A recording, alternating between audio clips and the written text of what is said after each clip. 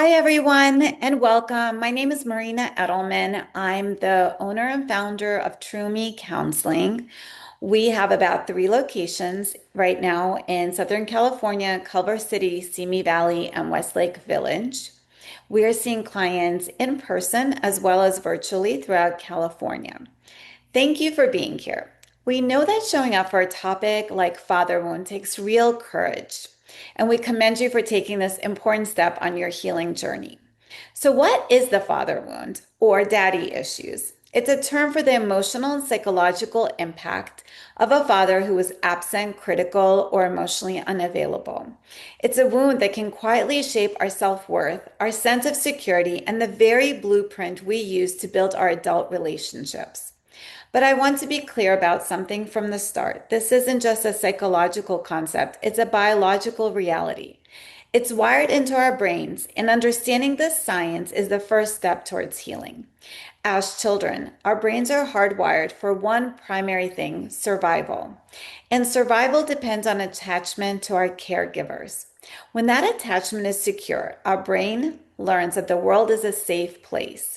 But when a primary connection like the one with a father is inconsistent, threatening, or neglectful, our brain learns a different lesson. It learns that connection might be dangerous. Deep in your brain, you have a structure called the amygdala. Think of it as your body's smoke detector or emotional alarm system. In a healthy environment, it goes off when there's real danger. But with an attachment wound, that smoke detector becomes incredibly sensitive. It starts to see potential threats everywhere. This is why, as adults, a seemingly small event can trigger a massive emotional reaction. A partner being quiet, a friend canceling plans, or a boss giving feedback can feel like a five-alarm fire. That's your amygdala hijacking your system, throwing it into a state of flight, fight, or freeze. Your body isn't just reacting to the present moment, it's reacting to a lifetime of learned survival responses. Now, that might sound discouraging, but here's the most crucial piece of science we will discuss today. Your brain has an incredible capacity to change. This is called neuroplasticity. The neural pathways that were wired in childhood are not permanent. You can create new ones. Your reactions are not character flaws, they are a learned survival response. And because of neuroplasticity, you have the power to create new, healthier responses. Hi, I'm Cheryl Baldy, and today I'm going to talk about how the father wound impacts relationships and self-esteem, as well as looking at how we can heal that through the lens of Gottman. So I'm a licensed marriage and family therapist for over 20 years, and I've been with True Me Counseling now for going on 5 years. In my private practice, I work with individuals and couples, as well as families, and I work in person or online through teletherapy. I'm also level 1 and 2 Gottman trained. I work a lot with Gottman through my couples work. I also use Imago, cognitive behavioral therapies, mindfulness, integrative therapies, as well as other modalities. And I work with anxiety, depression, trauma, attachment wounds, women's issues, relational issues, and family issues. So today, talking about how the father wound impacts self-worth and relationships, I'd like to define first what the father wound actually is. So when we describe that, we look at emotional or psychological pain that a person experiences due to having a history of physical or emotional absence, abandonment, abuse, or neglect with one's father, creating a paternal deficiency, which can cause lasting emotional trauma until healing occurs. And how this can manifest, if we take a look at this list, through our fathers being either physically absent through divorce, death, abandonment, or by other reasons, or emotional unavailability through these various means. Lack of validation, withholds affection, dismisses feelings, lack of emotional expression, can also be preoccupation, mental health issues, and so forth. Also, if a father is abusive or neglectful, failure to provide guidance, protection, affirmation, security, and safety. Our basic survival needs are not met, emotional needs are not met. Withholding love can also show up as addiction, mental health issues, and abandonment. Also, if a father's highly critical or highly overprotective, it can be harsh judgment, conditional love earned through perfectionism, high expectations, and overprotection can stifle a child's independence and autonomy as well. And when we look at societal kind of normative roles that we think of a father to be, would be protector, advisor, financial supporter. This creates a sense of security, guidance, and stability. So if that's not present, we have a longing, a deep longing. And it's not, if that's not present, it sets up the lifetime longing to prove that one is lovable, worthy, visible, noticed, accepted, affirmed, acknowledged, secure, protected, safe, and stable. So I'd like to talk about how the father wound impacts self-esteem and self-worth. So we think about physical absence or abandonment. This sets up internalizing absence as a personal reflection of one's own value or self-worth. So example, a case where a father left a family at a young age, maybe started a new family, the child could tend to internalize this as rejection, dismissal, self-blame for absence. So if a father's emotionally unavailable, neglectful, abusive, or highly critical, a child also learns that their feelings and needs are unimportant, creating a lack of emotional and physical security and safety. Heightened emotional dysregulation, child can be very lonely and create attachment wounds. Self-esteem can be highly impaired as a result, creating feelings of worthlessness, inadequacy, competency, and determination to seek validation from others. It's very hard for those impacted by the father wound to feel self-love and often internalizes this lack of validation. So what happens as a result? We see perfectionism and overachievers tend to happen in an attempt to prove one's worth when the injury has created a sense of lacking adequacy, creates a belief of not feeling good enough, not feeling valued, and therefore constantly trying to compensate this to prove one's worth through performance or hyper independence. So the question is, what is the driving force of the overachiever? If it has to do with the father wound, then there needs to be healing. And so these things can create a lot of wounds. We also look at seeking validation, what comes from a lack of feeling accepted, love, affirmed by a father, setting up an ongoing need for external validation. Can also set up too loose or too rigid boundaries. An absent, unavailable, or abusive father can create feelings of abandonment. And this fear can create too loose boundaries, resulting in an inability to say no and easily compromise one's own needs and become people pleasers or codependents. Too rigid boundaries can result from difficulty trusting others, preferring to manage things independently, and building walls or holding control over others. One becomes hyper independent, emotionally withdrawn, and showing the world that they don't need others to help. This can also show up as having a negative body image. When unconditional love is not met by a father, the child may internalize maladaptive beliefs that their value is conditional on their appearance, especially when the wound comes from that father's direct criticism of their looks or of others or of themselves. So it can also lead the child to grow up seeking attention, promiscuity, hypermasculinity. So seeking external validation becomes important in the father wound. And where there has been an injury with body image, this can show up as seeking validation through sexual encounters or promiscuity to gain attention and affirmation, and hypermasculinity from not having proper role modeling, leading to a distorted view of worthiness and insecurity. So now we're going to look at how the father wound impacts our relationships. Father wound sets up a blueprint of how we do our relationships. So I want to show this through the example of Jonathan and Susan. Jonathan grew up with a father who was very abusive and emotionally unavailable, neglectful, and critical. This led him to feel unsafe, dismissed, unlovable, never enough, rejected, lonely, unguided, and needing external validation and to prove his self-worth. This set up the dynamic of seeking validation from Susan, or he might become critical of her. He learned that he had to take care of himself and he couldn't count on anyone.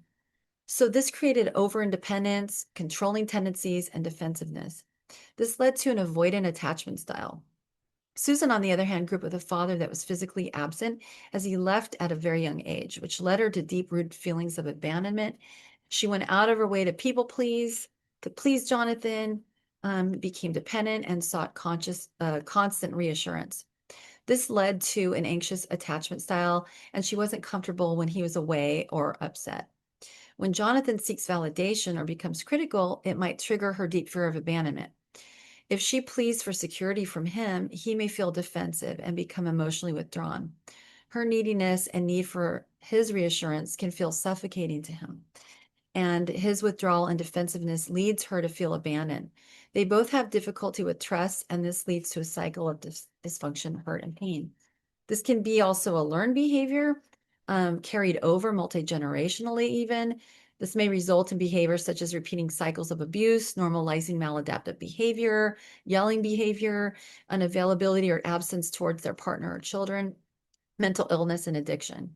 And unresolved father wounds can show up in relationships as attracting unavailable partners, tolerating poor treatment, having a lifelong search for love and acceptance, hyper independence, codependence, hypermasculinity, promiscuity, fear of abandonment, controlling behavior, abuse, lack of trust, lack of intimacy and connection, seeking continuous affirmations, attention, and approval. We repeat what we don't repair. So the goal is to break this generational cycle and bring in patterns of healing instead. So when we look at healing through the father wound through the lens of Gottman, this is a research-based method, but to explain Gottman's methods, it would take me another whole webinar to be able to do that. So I'm going to just hone in on a few of the key components. So we look at the sound relationship house, which is in the middle of this page. Healthy relationships are built from stability in all areas of the model. We dig deeply into these areas as a therapist. We look at three-tiered approach. Building friendships is at the bottom rung, conflict management in the middle, and building dreams and goals on the top of it, while the walls of the house are built and held up with trust and commitment. All of these areas can become highly fractured when the father wound is present and not healed. But therapy can take a deep dive into one's past and helping each other learn to heal from father wounds. Love maps can also create a way that we can help couples share their inner world, dreams, fears, and hopes. Father wounds can shut down that couple's ability to deeply connect because of emotional vulnerability or fear of rejection or abandonment. So we help clients connect to that, and also sharing fondness and admiration, something that they probably didn't feel or maybe have never felt in their life before growing up in a home with father wounds. So we help people understand this, and also helping them learn that bids for connection are so important, helping couples learn to turn towards each other and really listen through healthy communication skills instead of running away or being dismissive, becoming critical or defensive when fears arise, as well as using softened startups, which helps with the communication process, helping couples that have suffered the father wounds, that have experienced harsh startups most of their lives, learn new ways of productive communication, and also to help them avoid the four horsemen, which are criticism, contempt, defensiveness, and stonewalling. In homes with father wounds, many people live in this type of environment. So most of childhood has been carried over into these relationships. So we help them stop these patterns. So as I conclude, I just want you to, after this webinar is done, maybe take out a sheet of paper and think about your story. Think about how the father wound has impacted your life, how it's manifested, and how it shows up in different ways. And just know that there are ways to heal, and there's always hope, and we're always here to be of help. Thank you. Hello, everyone. My name is Dr. Rachel Chistikov. Today, I'll be talking about imago relationship therapy and the parent-child dialogue. So, imago relationship therapy is a form of couples therapy. The essence of it is really helping partners build empathy for each other and gain an understanding of the other partner's lived experience. And it does so by emphasizing dialogue, which I'll talk about in a bit, and then specifically, like I said, the parent-child dialogue from Imago therapy. And so Imago focuses a lot on attachment and psychodynamic work that is a part of, partners really having an understanding of where certain belief systems have come up and why partners are acting in certain ways with each other. It really all goes back to, early childhood, the things that we experience with our caretakers, and how that has, transcended and still sort of lives on today in these adult romantic relationships. So, imago is a psychological construct that everybody has within them. This is an internal image that is created during our childhoods, and it's the composite of the positive and the negative traits of the people who are most significant to us as a child. So it can be our caretaker, our mom, our dad, grandparents, if we had guardians, whoever those people might be. And then it also includes our childhood experiences with them and those traits. So if we experienced our father to be very warm and comforting and supportive, or if we experienced our fathers to be demanding, mean, loud, someone who yelled at us a lot. So it's, again, part of that imago is how we experience these traits in these people as children. And part of the imago is also the traits that we gave up as children through repressive socialization. So imago has a huge focus on partners having fun together, sort of these childlike qualities that we have shed and gotten rid of and discarded because they were socially unacceptable, or we were taught at a young age that, it's not something that we should be partaking in and expressing. And so it's about reconnecting with those traits, and finding the joy in life and in our relationships again. So this image, this imago, fuels romantic love and subconsciously leads us to recreate the childhood experience. Part of it is because of what we're used to, what we grew up with, and part of it is, wanting some of that corrective emotional experience, from our partners and having those experiences that we never received when we were younger. So Imago focuses in on the space between. And so this is the interactive rather than the intrapsychic space between couples. So their interactions together and how they interact. And the requirement for the space between is safety. That if partners don't feel safe in the relationship, then it's going to be reflected in how they interact with each other and their inability to be vulnerable and to have effective dialogues together. And so if the outside is dangerous, then this will reflect on the inside as well. If they don't feel that they can express themselves without judgment with their partners or any other one of those requirements that come with safety, then it's just not going to happen. So with Imago, we focus on helping couples improve the quality of the space between. And once there is that requirement of safety that is met, then we also help them work through the unmet childhood needs and helping them remain present with each other without judgment. And with Imago, connection and connecting is the essence. And again, we're doing that with dialogue. The Imago match, it's similar to other things we may have heard from like Freud and psychodynamic and psychoanalytic theory, that we are attracted to potential partners who have the same traits as the parent with whom we had the most difficulty. And so this is different than what we had maybe heard about what Freud was saying of like us, like seeking out partners based on parents of the opposite sex, is that this does not take into account gender. It can be our mothers or our fathers. Again, it's the parent with whom we had the most difficulty. So, a quote from the creators of Imago Relationship Therapy, Harville Hendricks and Helen Hunt, is never underestimate the power of the unmet needs that slumber fitfully in the unconscious.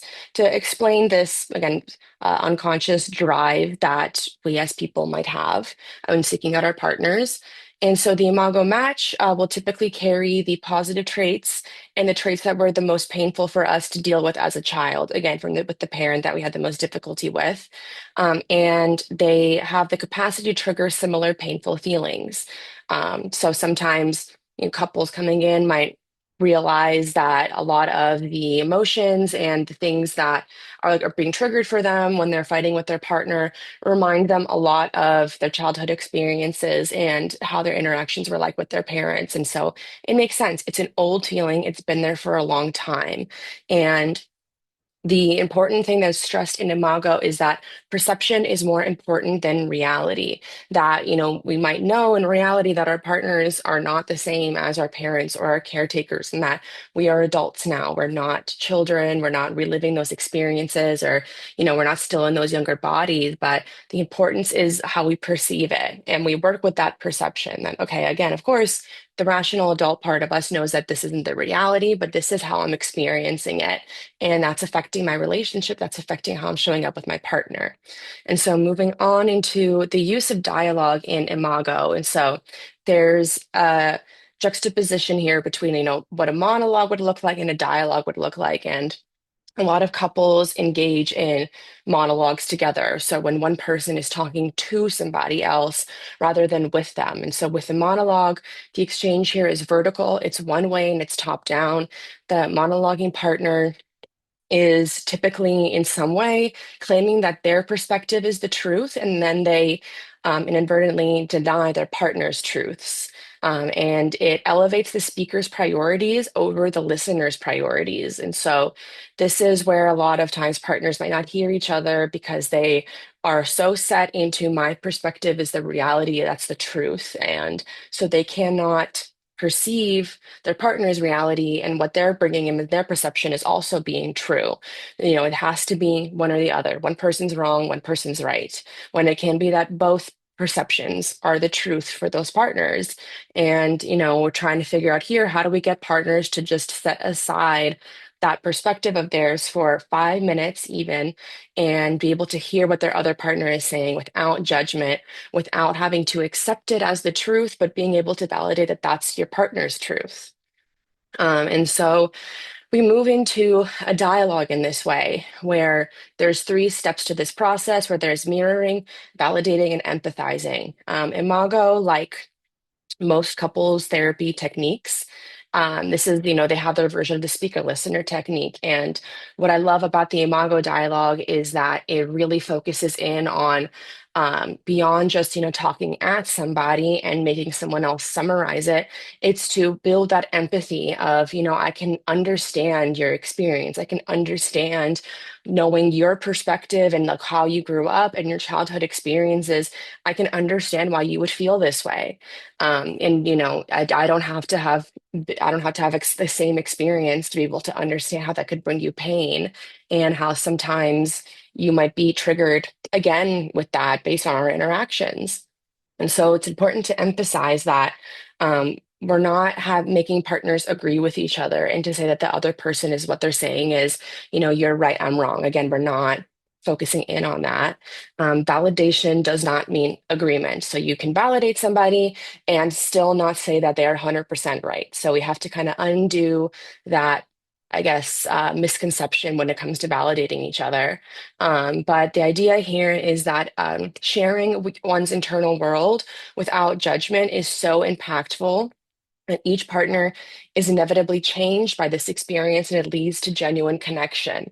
And so, again, just being able to empathize with our partners and receive that empathy back can be like life-changing for couples. And so, looking into how Imago conceptualizes childhood emotional ruptures. And so, the idea here is that every child has experienced some kind of rupture with their caretaker, and that no one comes out of childhood unscathed. Even if we had amazing, perfect parents who showed up for us, and we feel like we have that secure attachment with them, we feel like they will still show up with us. There was, nothing that we would categorize as abuse or neglect growing up. There will still be some time where they weren't able to show up for you 100%. Parents are humans, they're not perfect all the time. So everyone has some form of this experience. And so having this ruptured childhood also ruptures our experience of connecting to the universe as children. And then this follows us into our adult life. And again, these ruptures are inevitable. Everyone experiences something like this to some degree, even if we have the most amazing, perfect parents. Um, so like this childhood rupture, when the caretaker or the parent maybe was not reliably available or whatever it could have been that caused it, our romantic partners can trigger this memory and then send us into a power struggle. So, again, like I said before, these are old feelings. They've been there for a while. So, it might not take that much to set it off and to make us feel like we're 8 years old again. And, maybe our parents were an hour late at picking us up after school, and we really were freaking out of like, what if they don't come get me? Like, what's going on? What if something's wrong? So again, it can take something small to trigger this really kind of intense childhood feeling. And because these are old feelings and that they've been there for a long time, we react with the same unconscious and automatic defensive strategies that we developed in childhood. That also is what kind of makes it difficult to change those and repair that because, again, they've been around for a long time, maybe decades even. Feelings of love are then replaced with negativity that trigger anxiety. And these negative interactions are typically increased because, again, these are things that we have maybe been responding in this way for a very, very long time. It can be like reflexive in that way, especially with our romantic partners. And then partners might start to use coercion to get their needs met in different ways. So partners are unconsciously re-experiencing and reacting to one another the same way they did towards their imperfectly attuned caretakers during childhood.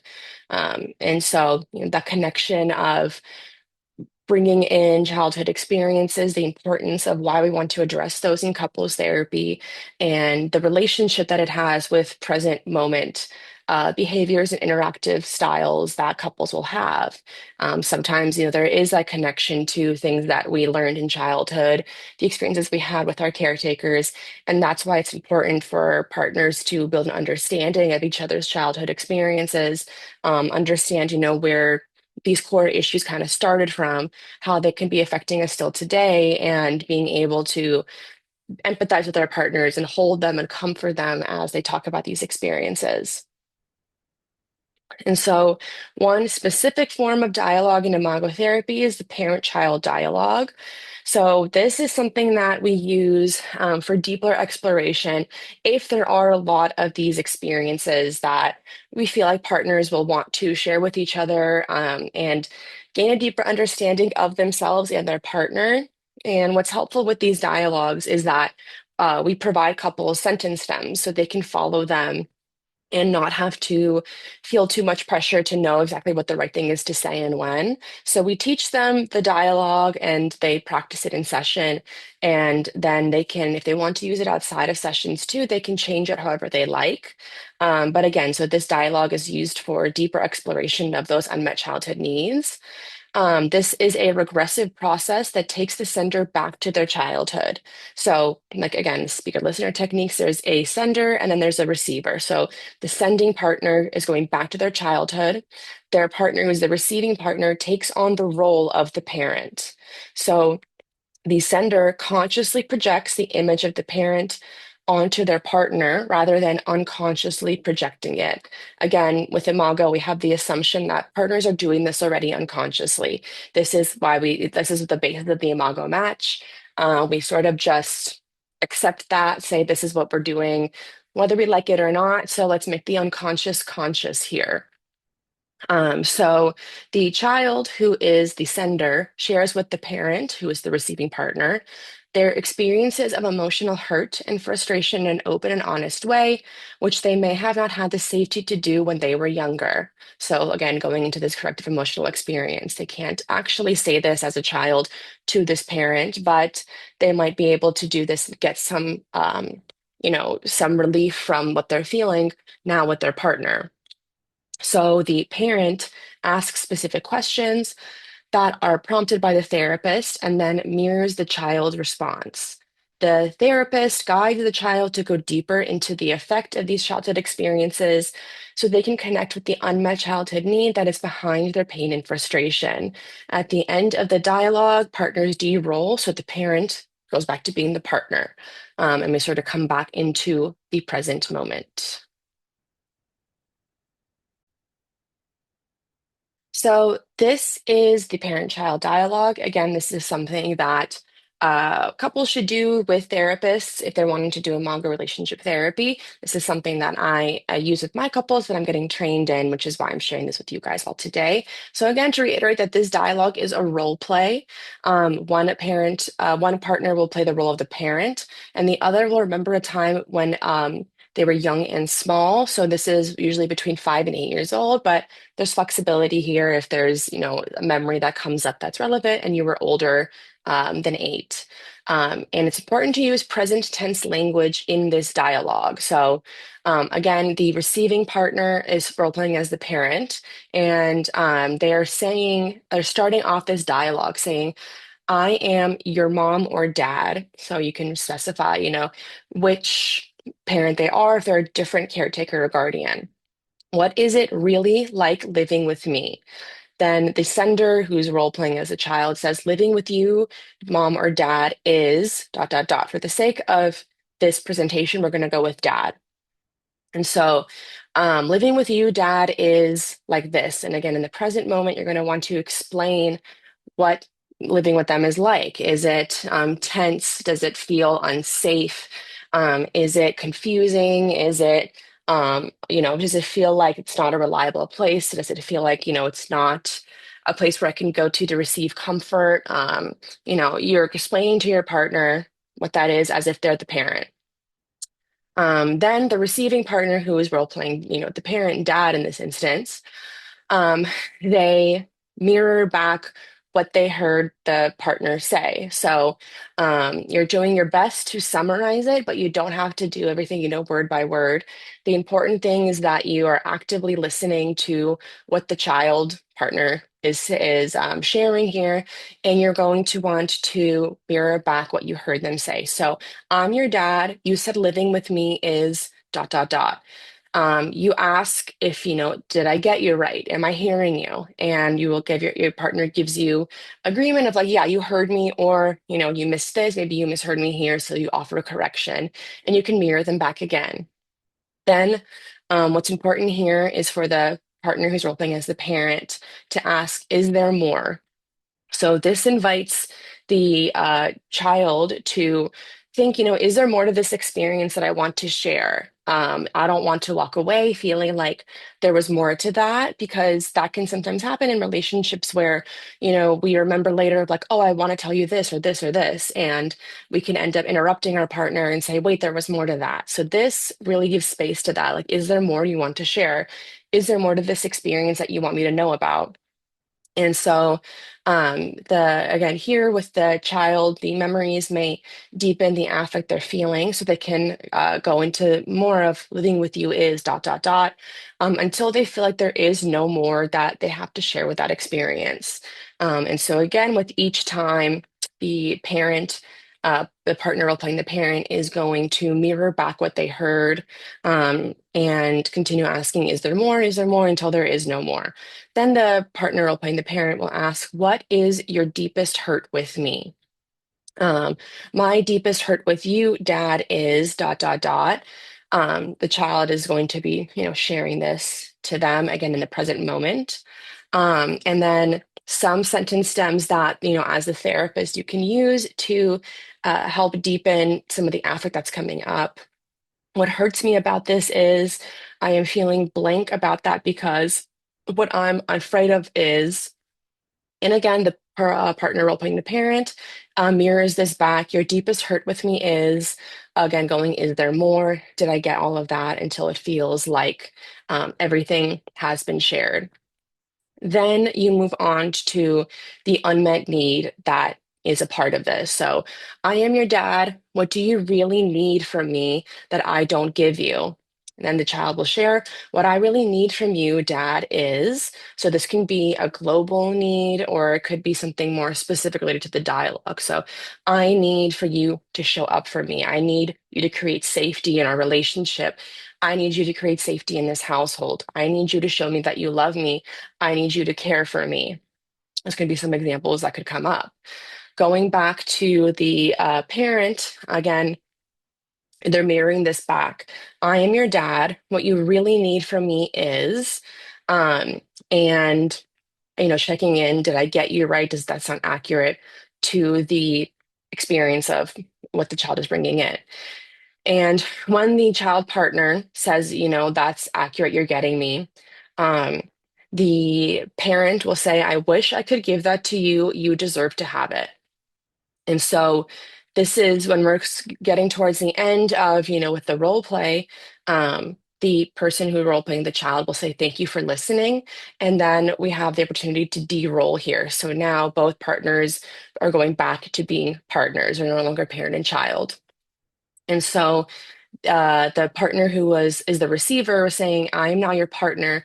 What behavior could I do that will begin to touch that childhood wound? And again, we're focusing in on behaviors, actions that partners can take. And so the sender will start with the behavior I want that will touch my childhood wound of blank is.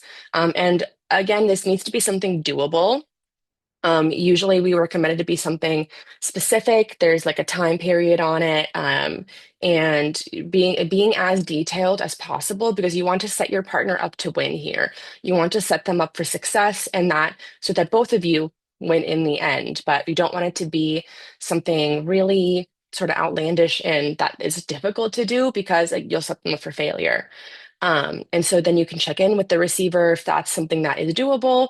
They can say, I can do that. And then the sender ends it saying, thank you for your commitment to that behavior. And that is the parent-child dialogue. This is something that, in therapy we'll want to process afterwards because as you can imagine, a lot of intense emotions can come up through this. But so this is a tool that we can use to help heal that early childhood wound, that father wound in relationships, in couples therapy.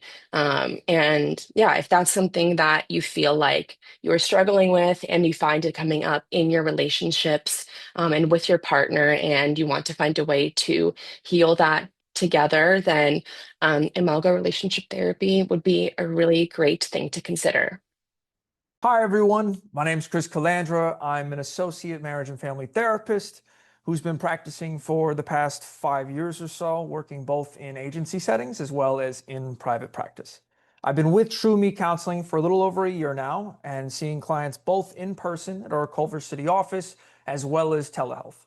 My work spans across individuals, couples, and families, which allows me to engage with a wide variety of relational dynamics.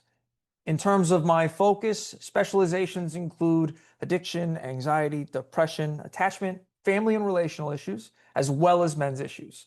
Over the years, I've had the privilege of working with clients as young as 4 and as old as 70, which has given me a broad perspective on the challenges people face at different stages of life. Now, what is cognitive behavioral therapy? Great question. CBT is one of the most widely used and effective therapeutic approaches. At its core, CBT is about identifying and positively reframing negative thoughts and feelings we hold about ourselves. These thoughts don't just appear randomly, they're often gathered throughout our early childhood experiences. Now, these beliefs can stick with us and even shape the way we act or respond in adulthood. As an example, imagine a child in an elementary school being scolded by their teacher who says, "How can you not know your times tables?" The child might internalize that moment and form the belief, I am stupid. On its own, one isolated comment might not cause long-term damage, but if that child continues to experience similar situations, the belief may be reinforced. And over time, it becomes the lens through which the child views every mistake, fueling a core negative thought about their intelligence or self-worth. This is why CBT emphasizes reframing. By recognizing these internalized messages, we can begin to challenge and restructure them into healthier, more supportive beliefs. Instead of, I'm stupid, the reframed thought might become, I made a mistake, but I'm capable of learning and improving. And here's something important to remember. Trauma is highly individualized. What feels minor to one person can be profoundly impactful to another. Because of that, it's critical we approach our own experiences with empathy rather than shame or self-criticism. The goal is not to judge ourselves for the negative thoughts we carry, but to understand where they come from and then give ourselves permission to rewrite those stories. Many of the most persistent negative beliefs people carry about themselves trace back to early relational experiences, especially their relationships with primary caregivers. For example, when a father is frequently critical, emotionally unavailable, or absent, a child can reasonably internalize that experience as a fundamental flaw within themselves. The conclusion they draw, I am unlovable, or I'm not good enough, becomes a core belief that quietly guides expectations, behavior, and how they interpret feedback well into adulthood. A different pattern emerges when a parent repeatedly breaks promises, abandons, or betrays the child's trust. The internal message in that context is less about personal worth and more about safety in relationships. I can't trust others. They will always leave me. That belief then shapes attachment style, intimacy, and the way a person tests or withdraws from relationships. Likewise, constant parental criticism or lack of encouragement can make achievement feel unattainable. Over time, even modest setbacks are interpreted through the lens of, I am a failure, which undermines motivation, creates avoidance of challenge, and fuels perfectionism or procrastination. Clinically, these core statements are not random judgments. They are adaptive meanings children create to make sense of confusing or painful experiences. In therapy, our work is to gently surface those core beliefs, explore the evidence that formed them, and test alternative, more accurate beliefs through behavioral experiments and cognitive restructuring. Importantly, we pair cognitive work with empathetic validation. We acknowledge the very real pain that produced the belief while also helping clients build compassionate, corrective experiences that slowly dismantle its power. Cognitive reframing. One of the most powerful tools we use in CBT is cognitive reframing, the process of identifying, questioning, and reshaping automatic thoughts. These are thoughts that pop into our minds so quickly we often don't even notice them, yet they carry tremendous influence over how we feel and behave. Taking the father wound as an example, an automatic thought might sound like, if my dad didn't love me, nobody will. Left unexamined, that belief can fuel a cycle of hopelessness, isolation, and strained relationships. The next step is to question that thought, asking what actual evidence supports that conclusion and what evidence contradicts it. For example, does the fact that one parent was neglectful truly prove that the person is unlovable? Or are there examples from friendships, mentors, or chosen family that demonstrate care and connection? By slowing down to examine the thought, we disrupt the automatic assumption that it must be true. From there, we work to develop alternative, balanced beliefs. A reframed version might look like, my father's neglect says more about him than it does about my worth. That shift moves the focus away from self-blame and towards a more accurate, compassionate perspective. Finally, reframing isn't just about logic. It's also about practice. We encourage clients to build new core schemas through self-compassionate statements such as, I am valuable, or I can build healthy relationships. Over time, these intentional practices create new neural pathways that weaken the old damaging narratives. Cognitive reframing doesn't erase the pain of the past, but it gives clients tools to change the way the pain is interpreted, allowing them to move forward with greater self-worth and healthier relationship patterns. Let's walk through a practical example of how CBT can be applied in everyday life. Imagine a situation where a partner cancels plans at the last minute. For someone with a father wound, that experience might immediately trigger an automatic thought such as, everyone leaves me just like my dad did. Notice how quickly the past gets mapped onto the present. That automatic thought leads to painful emotions like anger or sadness, maybe even shame. And in turn, these emotions influence behavior. A common response might be withdrawal from their partner, giving the silent treatment, or pulling away emotionally. Here's where cognitive reframing steps in. Instead of accepting the automatic thought at face value, we pause and ask, is this really abandonment, or could there be another explanation? A more balanced interpretation might be this cancellation may not be about rejection, it could simply be a scheduling conflict. Once we've reframed the thought, we then practice translating it into healthier communication. For example, instead of withdrawing, the person might say, next time, can we talk about our schedules the morning of our plans, just to confirm? Notice how that shifts the dynamic. It takes the focus off blame and places it onto collaborative problem solving. The outcome in this scenario is important. The partner reassures them, reinforcing the idea that not every change or disappointment equals abandonment. And over time, these kinds of corrective experiences begin to challenge and rewrite the old schema. What once was people will always leave me slowly becomes I can trust others and build secure relationships. This example highlights the full cycle of CBT in action, identifying the thought, reframing it, communicating differently, and allowing new relational experiences to reshape core beliefs. In closing, CBT gives us a framework to fully understand how early wounds can shape the way we think, feel, and relate to others. By identifying automatic thoughts, challenging them with compassion, and practicing new ways of responding, we create opportunities to rewrite old narratives. Healing doesn't mean erasing the past. It means reshaping its impact so we can move forward with greater clarity, resilience, and healthier connections. Hello, everyone. My name is Jasmine Johnson, and I'm an associate marriage and family therapist here at True Me Counseling. In this segment of Healing the Father Wounds webinar, I want to focus on three key parts of the healing process: the grief associated with father wounds, how boundaries protect us in the healing process, and identifying and managing father wound triggers. Before I begin, I'll share a little bit about me, my work, and my background, and then I will go ahead and get started.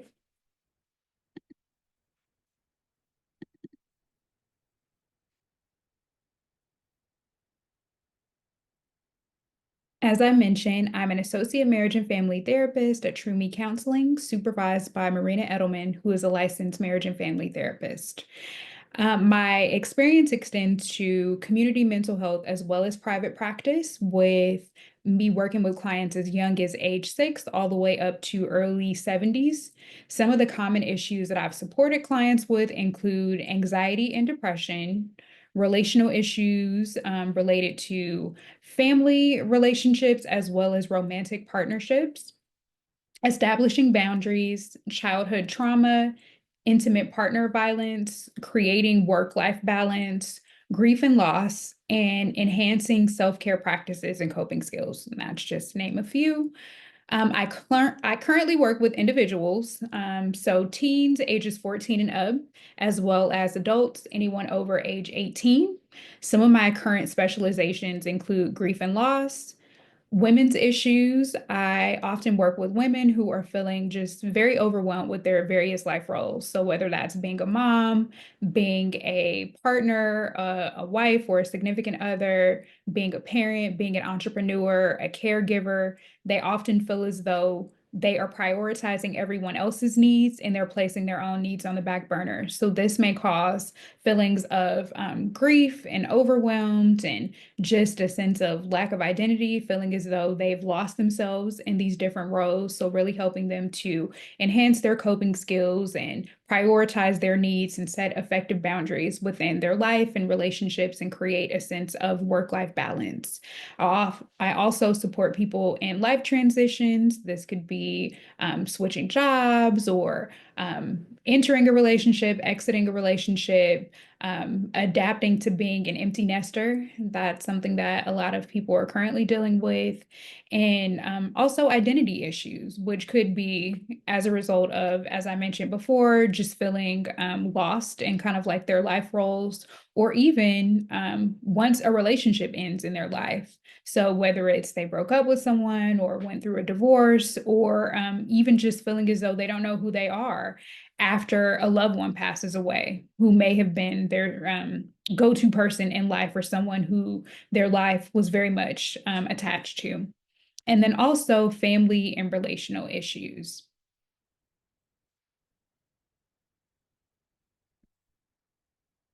Now I will go ahead and get started.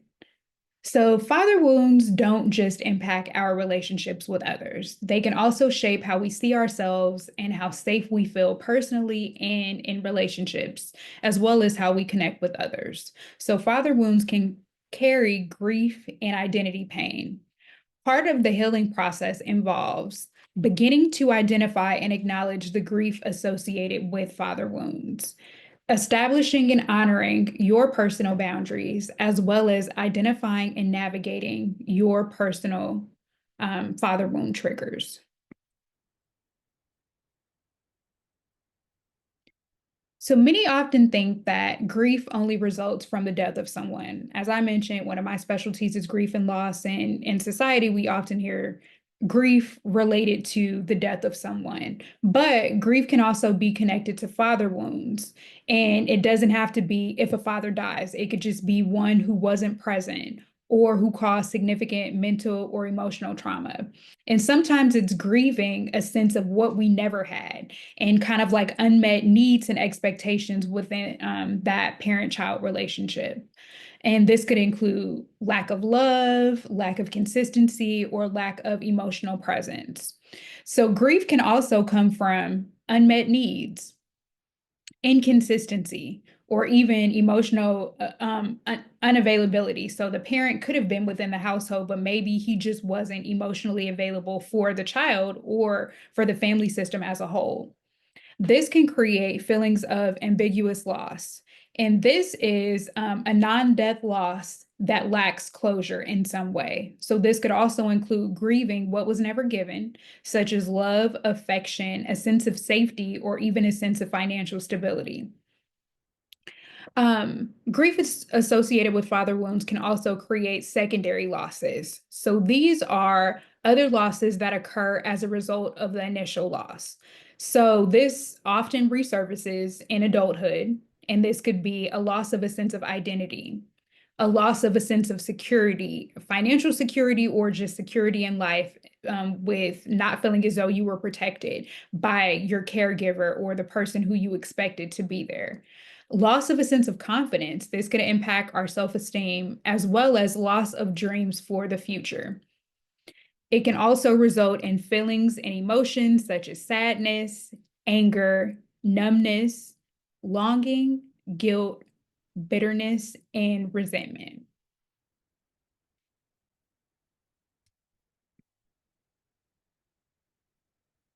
So, how this impacts our identity due to father wounds. So, identity shapes our sense of self worth and belonging. Those unmet needs shape our identity as a person. They affect how we see ourselves. And for some, they struggle to feel worthy of receiving love from others. So, this can lead to questioning, am I enough? Am I lovable? And this can show up in family relationships, this can show up in romantic relationships, and it can also show up in friendships. And then even feeling unworthy of love or attention, as I mentioned, in these different types of relationships, as well as struggling with imposter syndrome or chronic self doubt. It can also create gaps in our ability to trust others and form a connection with others. So for some, they develop a difficulty with trusting people to stay in their lives. So you may struggle with feeling different or feeling left out compared to others who may have had supportive fathers who were present and within the household. Or you may struggle with a fear of a sense of abandonment. So even in friendships, you may fear that your friend at some point is going to leave. Or if you had your other parent that was present, you may feel that this parent may leave at some point. This can lead to people pleasing, overgiving and overextending yourself, or withdrawing altogether from others out of fear that at some point they will leave anyway. So it's almost like you put up this wall and you retreat to prevent them from leaving you in the future. It also distorts our sense of masculinity and femininity. So this can distort identity and gender roles, such as men may question their adequacy as being a provider, as being a partner, or even being a father themselves based on their own experience with their father. Women may internalize distorted beliefs about what to expect from men, such as false narratives about what healthy love looks like, or feeling as though they are unworthy of receiving love because they didn't receive that from their father. It also impacts our sense of purpose and direction in life. So, fathers often represent guidance and security within the family system. Without that, many may feel adrift in life and as if they don't have a solid structure or a sense of direction. People who deal with father wounds may also struggle with decision making, setting goals, or trusting one's own judgment. They may also have a tendency to look for external validation rather than trusting themselves. This can also fuel inner critic and self doubt. So they may begin to internalize the father's criticism. If he was very harsh and said very like mean or nasty things, they may start to internalize those things and start to believe them about themselves. They may internalize the father's absence from their lives, or even begin to silence themselves and start to feel as though I'm not good enough or I don't matter, because they weren't nurtured and validated in that way by their father. They may also develop a harsh inner voice that often mimics the father's in things that he said to them. This ultimately affects how we see ourselves and our relationships with others.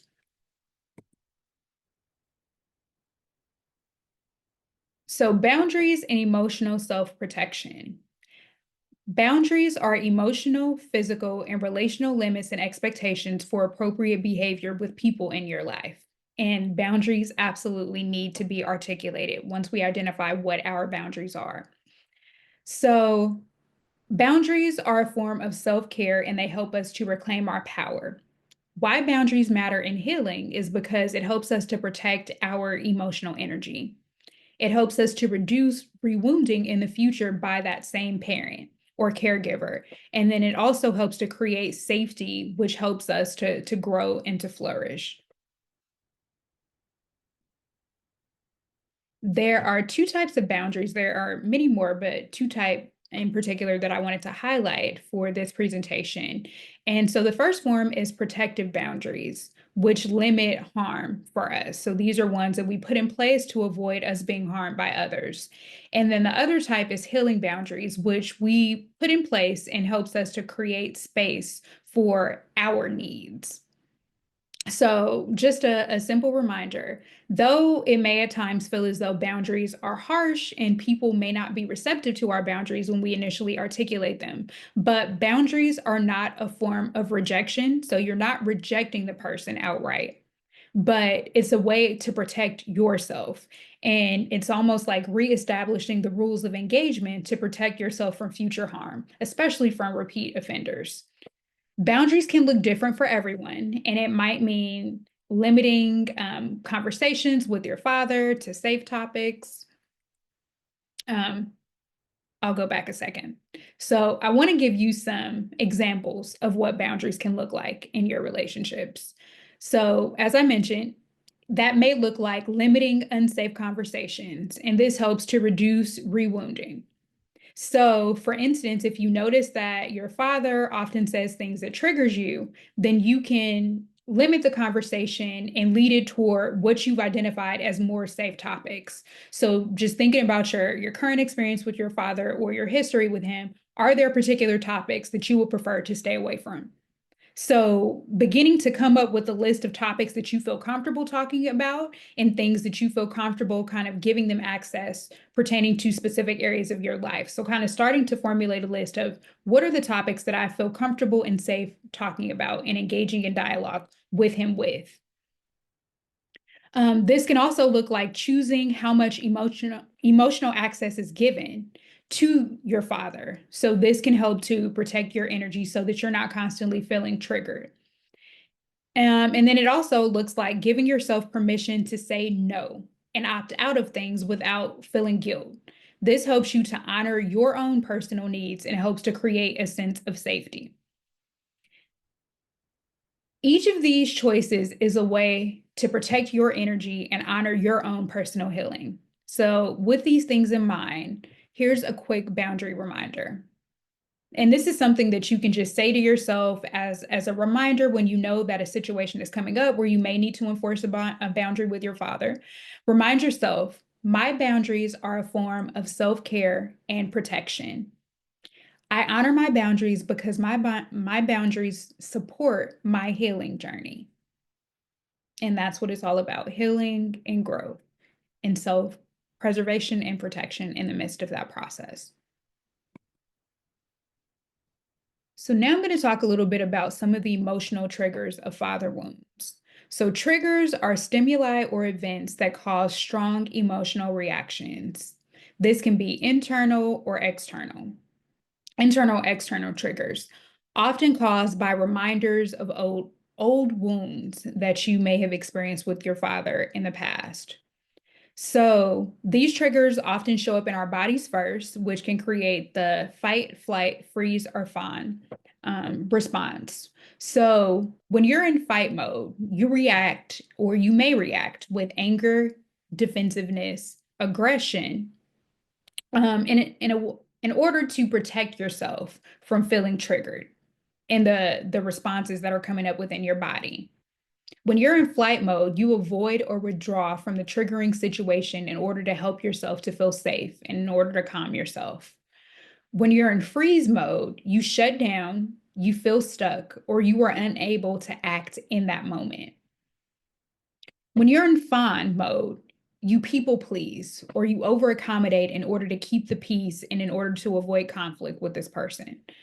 When we've experienced father wounds, these survival responses can become patterns in how we relate to others, shaping the way that we handle conflict, set boundaries, or even view ourselves. And this extends outside of just the relationship with the father, but we begin to show up in these ways when we engage with other people, and it kind of triggers previous reminders of father wounds that we've experienced in the past. We will start to respond in these ways when we feel triggered by other people and other relationships as well. So, an example of how they might show up in adulthood, we're going back through the fight, flight, freeze, and fawn. So, when you're in fight mode, you may become defensive or argumentative when you feel criticized because deep down you fear rejection or not being good enough. When you're in flight mode, this could look like you avoiding hard conversations or pulling away from relationships to protect yourself from being hurt again. When you're in freeze mode, this could look like you shut down emotionally or you begin to internalize or retreat within and go blank when conflict arises, feeling powerless to respond to the situation. When you're in fawn mode, you overplease, you minimize your own needs and accommodate other people, or you agree to things that you don't want to in order to keep peace and to avoid a sense of abandonment. So you may fear that someone is going to leave if you speak up for yourself. So instead of speaking up, you may go along with what they want to do or how they want you to show up or behave just to keep the peace and to try to prevent them from disconnecting from you in some way. So healing starts with awareness of our triggers. So starting to be mindful of what are the triggers that are coming up for you when you're engaging in the relationship with your father or your father figure. And then also being mindful of how are you responding? What's coming up for you within your body? How are you responding in these moments when you feel triggered? So a few of the types of triggers that come up relational. So this could look like rejection, abandonment, and criticism. There are also situational triggers. So this could look like holidays, such as maybe you used to spend holidays with your father, or you still do. And you're noticing that when you're getting together with him for Christmas and Thanksgiving, he's being overly critical and you're fearful of the behavior that's going to manifest for an upcoming holiday. So you may be wanting to avoid attending the family gathering out of fear that you're going to be triggered and you don't know how to respond in that moment.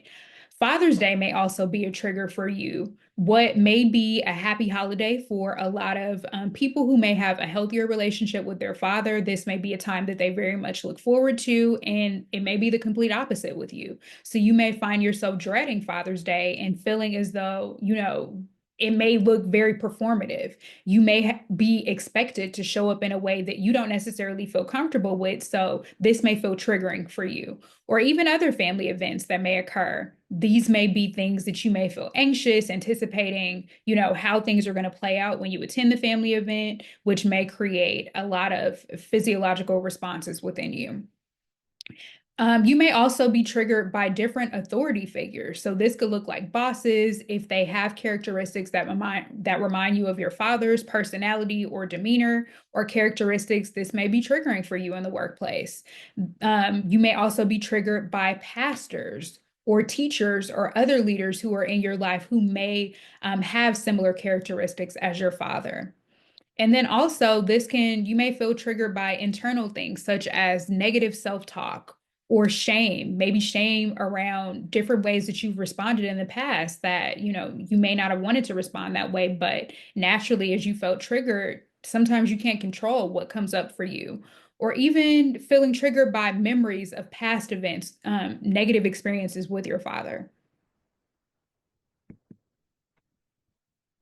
So we've talked a little bit about triggers, and now I want to share with you a three-step method that you can use to try to manage your response in the moment when triggers arise.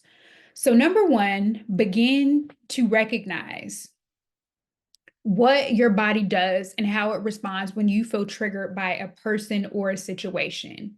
So gaining an awareness helps to break your body's automatic response cycle. Step number two is regulate.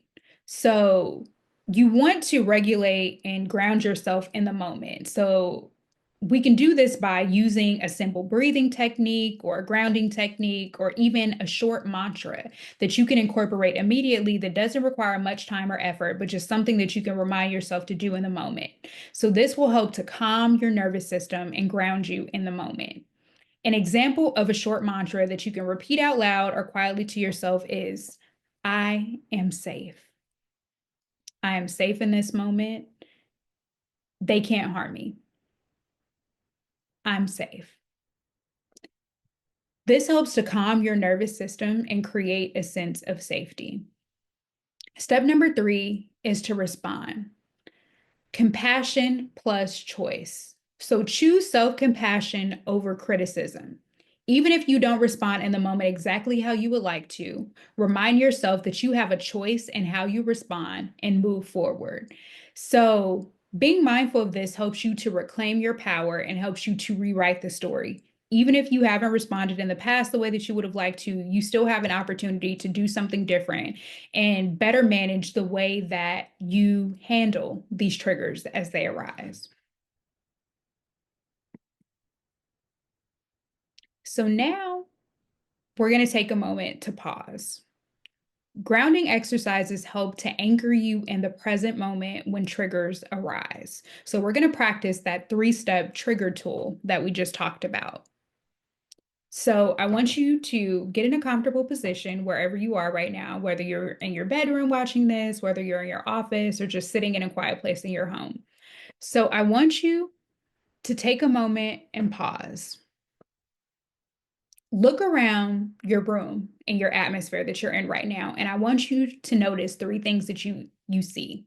So, for instance, if you were in a moment where you were feeling triggered, you can just take some time, pause, and look around the room. What are three things that I can see right now? So, it's helping you to take your focus off of what your body is currently experiencing and focus on something else. So, I'm currently in my office right now, so I see a picture on the wall. I see the closet door. I see a ring light. I see the shutters within the room. I see this beautiful unicorn, stuffed animal that was given to me. And it helps me to feel calm. It helps me to feel happy. I also see my computer screen right now. I see the chair that's on the other side of the room. So just start to shift your focus to what are three things that you can see right now. Next, you can practice a breathing exercise. So this will help to start to regulate you. So this is something really simple.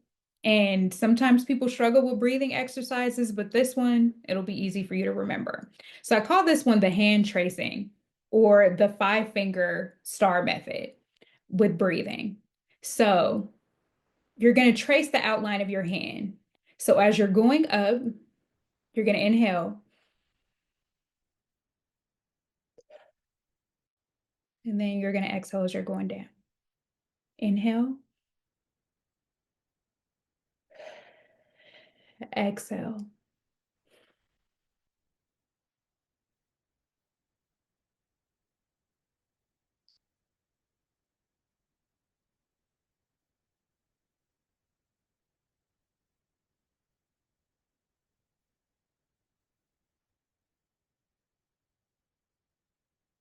and it'll help to start to calm and regulate your breathing. And if you feel as though when you do it the first time, you feel like your breathing is still erratic or you're struggling to catch your breath, you can go through it one more time.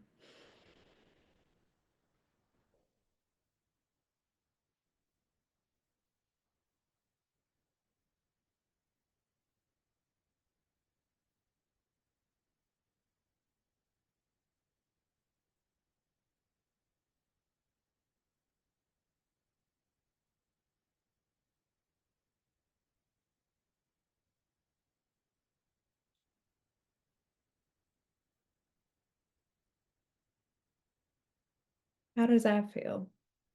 I feel calmer even just going through that practice myself in this moment. And the final step is you can repeat a short mantra to yourself. So I have one here for you. I am safe now. I get to choose how I respond.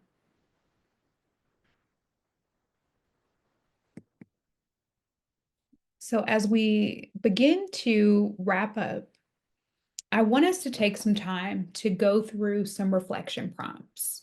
So we've talked about several things. We've talked about recognizing triggers. We've talked about strategies for navigating these triggers. We've also talked about some of the things that cause and create father wounds and how they impact us, as well as our sense of identity and how it may trigger unmet needs that we had in our lives in some way. So I want you to take a moment to just spend some time reflecting on the things that we've covered so far today. And I want you to take out your favorite writing device. So whether this is your tablet or your phone, the note section in your phone, or if you have a favorite journal. And I want you to spend a few moments just reflecting on some of the stuff that we covered in today's session. And you can pick one of these writing prompts, or if you want to go through all of them, that's fine too. But just whatever one stands out to you and you feel as though resonates the most, just spend some time journaling and writing about that. I don't want you to judge what you're writing. I don't want you to critique it. I just want you to take a moment to reflect. What stood out from you from today's presentation? And is there one of these prompts that resonates with you? So I'll read through them. You can spend some time. You can pause the video if you need to as you go through it. And then I have one more thing that I'll share with you before we wrap up. So the first question is, what is one unmet need that you recognize that has contributed to your father wound? The next one is, what father wound triggers have you identified? And if you need to, you can go back through what we already covered in today's presentation and see what was there that stood out to you. What person, situation, or event led to the trigger? How did it impact you? And how did you respond in that moment when you felt triggered? And then the last one is, what is one boundary that you can put in place to protect your energy this week?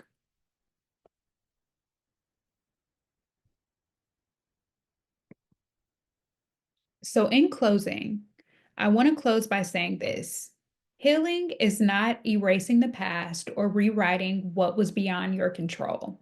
It's about carrying the past in a new way, one that honors your story while freeing you to move forward.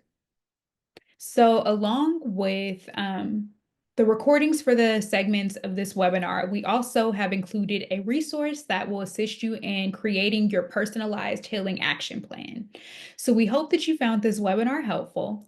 And if you would like more personalized support with navigating your next steps in your healing journey, feel free to book a complimentary 20-minute consultation with one of our therapists, and we will be happy to further discuss what your needs are.